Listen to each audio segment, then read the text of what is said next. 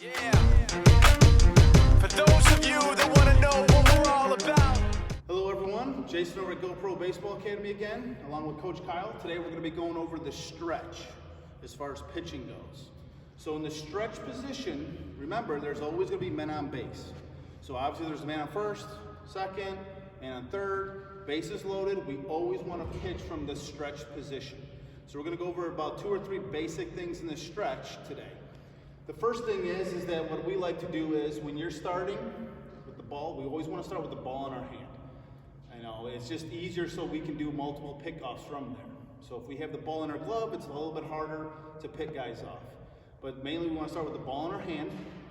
We're going to get our sign. There's many different ways to get your sign. You have guys bending over, you have standing up, you know, all kinds of funky things. You can do anything you want. The main thing is once you get your sign, you acknowledge it.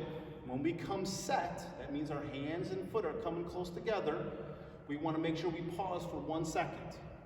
Otherwise it's a balk. So if we come like this and then go, we didn't really pause. That's called not coming set, and you'll get a balk called on you for that. So we always want to make sure, get our sign, we come set. That means we come together with our hands usually nice and relaxed down, shoulders relaxed, and we want to make sure when we come set, he's going to demonstrate real quick, that your front foot's a little bit closed. And the reason why we like this is because it's a lot easier on your leg kick to do the right leg kick than if your foot is either side by side or even open. So when you come set, we'll do it again. Get the sign, pauses, notice he's closed. The reason for that is so when you lift your front leg, we want that foot to be right underneath that knee. We don't necessarily want it to be underneath our butt. We don't want it necessarily to come out. And as you notice, as I'm going this way or this way, it's changing my spine, which is I'm going to lose accuracy and speed that way. So we want to make sure that when we're coming up from the stretch position, boom, in a good position, nice relaxed foot, right underneath the knee, and then we're going down the hill and throwing. So you can demonstrate that again real quick. And we're good. All right, pretty basic. Making sure we pause. Second thing we're going to go over real quick before we let you guys go is called the slide step. This is still the stretch position. The reason why we do a slide step is because we're trying to help our catcher throw the guy out at second. So we're speeding up our leg kick to get the ball out of our hand faster, to get it to the catcher, to give him a chance to throw the guy out at second. So, and that's all it is. Obviously, when the guy gets to second or third, we don't necessarily need to use a slide step anymore. There's no point, because there's other things that we're going to teach you that you can do to hold the runners better at second.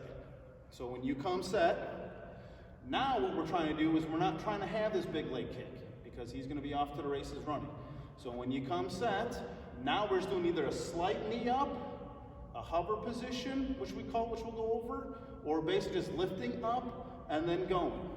Now the main thing when he demonstrates this real quick for you guys, when he does a slide step, when he lifts his leg up a little bit and he starts to go down the hill, notice his front side's still staying up. Big problem or a common mistake that we see a lot of young pitchers do is they're in a rush to throw the ball home, so the catcher has a chance to throw the guy out, and they get here and they slide step and their shoulders lead first. So now look where my shoulders are at as I'm going down the hill. We don't want the chest to lead. We want your hip or your thigh to go first. So you're coming here, we're lifting up, and then we're going. That's going to give us be able to throw the ball hard and accurately. So he's going to demonstrate again one more time correctly. Set and go. We're going to have a couple other videos on holding runners and pickoffs from this position. So stay tuned for the next couple of videos on that, and I think that'll help you guys.